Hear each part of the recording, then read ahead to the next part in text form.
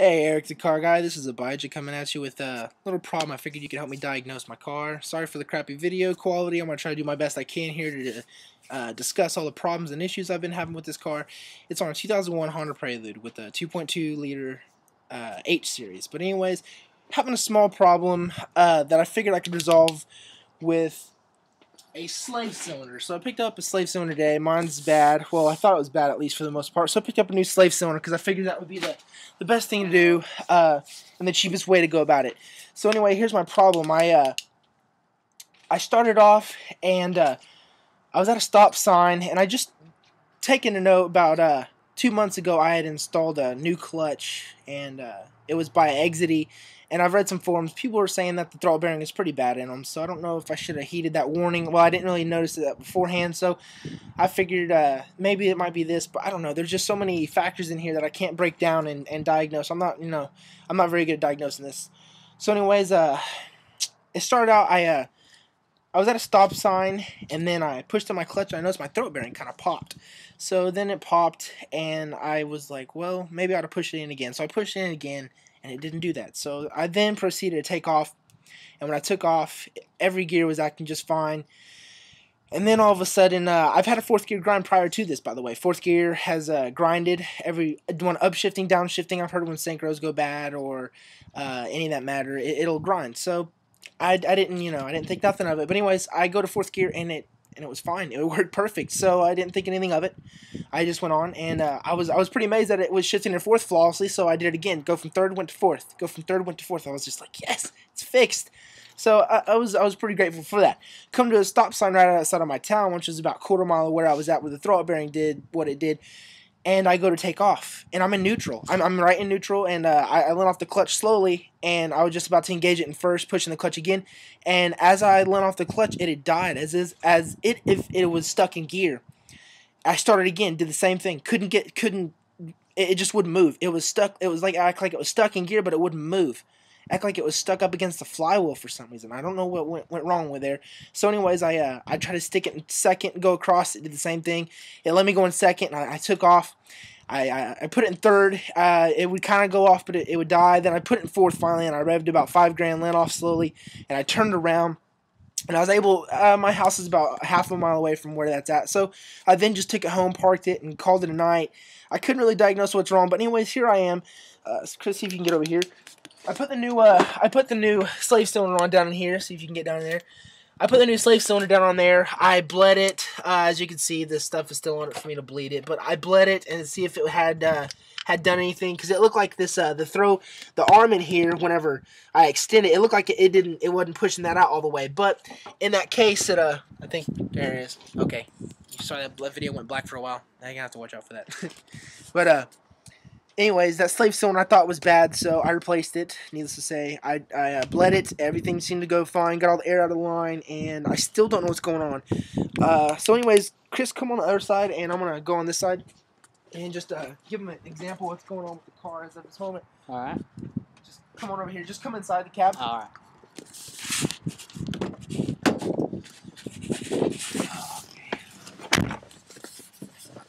Oh man, you gotta love these. You gotta love these Oklahoma cold nights. Really cold. Anyways, I guess put the centerpiece right here. Chris, go ahead and put it on here on my stick shift. See, Eric, it's in neutral right here. We're in neutral currently. Okay. All right. We're gonna start up the car, and I'm gonna show you when I let off the brake. If I can find my keys real quick. As of now, I don't know where I put my keys. There they are. Let's see. Yep. I'm your average clumsy guy. All right, now I'm gonna go ahead and start it, Eric, and I'm gonna show you real quick. The clutch is pretty easily off right now because we didn't bleed all the air out. But anyways, I'm gonna go ahead and show you this, and then I'm gonna try to go through every gear. And generally, it gets stuck. It gets stuck, especially in reverse, and I'm not quite sure why. But unless, of course, I think it is a throttle bearing. I'm just throwing that out there. I don't know if that helps, but here we go.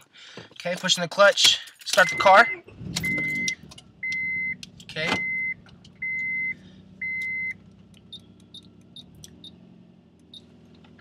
Okay, we're still in neutral currently. Hear that right there? And it died. Just let off the clutch real slow, and it still refuses to act like it's in neutral. But here's the weird thing, Eric. when the car started, like it is now right here, start it up again, go put it in. I can kill it apparently.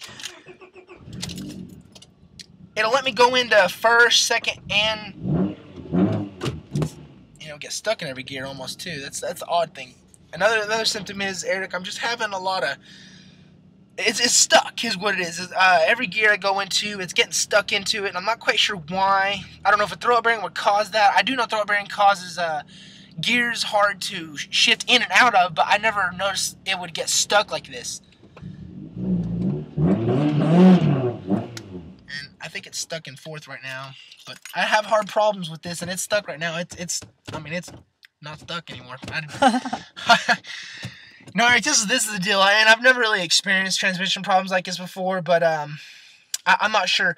Prior to this, by the way, I ought to note, when I did my transmission before, see if I can get good lighting. Like I said, Eric, I'm sorry for this crappy video. This is horrible, and I can't get my light off. There we go. Thumbs up on that one. Anyways, another symptom of it all was after I changed out my transmission, I changed out my clutch. That's what the matter was. The springs had popped off previously in my other clutch, and it had rubbed up against my flywheel. I decided not to resurface my flywheel, and I decided to go along, and the flywheel was pretty damaged. If you want pictures, or if it feels like, it gives you a better diagnosis, please, by all means, message me, let me know if you need pictures of it. But it tore up around the bolts that hold it on, the main shaft. I don't know what to call that exactly, but whatever that flywheel, the bolts are on there, the 12-point 17 or 19 millimeter bolts that are holding it on. It scratched up. The springs had busted out of the old clutch and scarred up the flywheel. And I decided I didn't have the money at the time, and I probably should have done it, but I looked into the company that I got it from, Fidenza, and I talked to one of their people, and they said as long as it wasn't scarred up on the surface that hits the clutch, it should be just fine. They said take my finger all around the clutch, and then feel for any surface area that is scarred, that is left a dimple, or maybe it has something sharp on it. I felt around for it, and I didn't feel anything really. It felt smooth as a baby's bottom. And they told me then to spray carbon choke cleaner on it and then clean up the area where my fingerprints had left anything on it. I proceeded to do that as well. And then here I am. I put all of it back together, and drives like a champ the first couple weeks, second week. I mean, it drive amazing. And then I started to notice when I was in fifth gear, it started throwing fifth gear right back at me, right neutral. I mean, I'd be in fifth gear, it threw fifth right back at me. So I then thought, well, maybe, when I fill up the transmission with transmission fluid, that maybe I just didn't get it filled up all the way. And that's true. I filled it up, and I forgot to go through every gear, including reverse, and drive it around town, and then come back and do it again. Maybe I was just being lazy. But anywho, I then went to Honda, got some transmission fluid for my car, manual transmission fluid, of course, I only use OEM fluid, and then I put it all in, and it stopped doing the fifth gear thing, stopped throwing it right back at me. It worked like a charm. I was like, awesome. So all my problems are key marked. They're done. I thought they were handled with. But anyways, like I said, it had a fourth gear grind. It kept throwing fifth back at me. Then it started throwing fifth back at me about a week ago. Then it started getting hard to get into each gear. Now, I don't know much about synchros, forks, selector slides, any of that jazz. I'm not really a transmission guy, Eric. That's why I figured, I know you don't like dealing with them either. I seen that automatic transmission you had in the Odyssey took out, and man, bless your soul for trying to do that. I got to give you props on that, though. You get a thumbs up on that behalf, man. But I mean, I just try to stay far as I can away from swapping out transmissions or just transmission work in general. I'd rather just swap out a whole motor and be done with it in a day. Leave the transmission on. I don't know. But all I know is that that's my symptoms. And I don't know how you can take this information, but I hope you can use it and hope you can help me out a little bit. Me, currently, I'm trying to figure out what I should do right now. I'm looking into research and trying to take a F22 transmission off a old Accord, a CB7 or a CD5. If you're not familiar with those terms, then that's a 90 to 94 Accord, or on and up, and the other body style as well that changed in that genre. And I mean, people were saying that the F22 transmissions will fit up just fine. The longer gear ratios are a little bit different, a little bit, a little harder to get used to. And of course, you could swap with the H23, the fourth generation Preludes as well, that have the H23 dual head cam non-VTEC engine. And so I'm looking at my research, trying to figure out what I should do, what I can do. I'm on a budget. I'm on a serious budget here, so I'm trying to figure out what I can for as less as I can. Even going out today, buying that slave cylinder was a glimmer of hope for me, but it was, needless to say, it was inevitably a lost cause. So I don't know what to do as of this point, Eric. I mean, and what the weird thing is, I was gonna say is that when it's in neutral and act like it's trying to take off, I mean, I don't know if the selector slide or a synchro or a fork is stuck in any gear.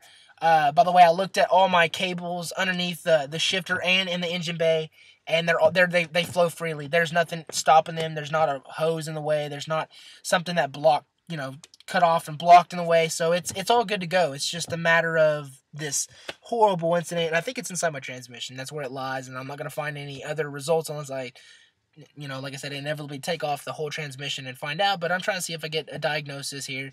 Maybe you might be able to tell me something. Hey, I don't know. So I'm hoping that you can help me out any way you can.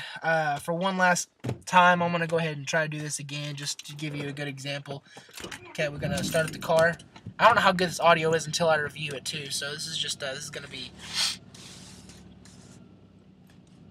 So I'm gonna go ahead and rev to about 2,000, Eric, and I'm gonna let off the clutch, and then we move, and we move again. We move again. Needless to say, we're still in neutral. We can move it every gear. Okay? And it gets a little hard to get in these gears. I have to actually rev match it or accelerate while I'm going into a gear. I can't just, while I'm in neutral, I can't just go into the gear very much. It'll rarely let me in a gear. So, and also third gear, it won't let me into third gear almost period. There it goes, actually. Go figure, now that I'm trying to show you. And I don't know. Yep, there it goes. It died again. So, I'm not really quite sure what's going on. I just hope you can help me out with this scenario. We'll see.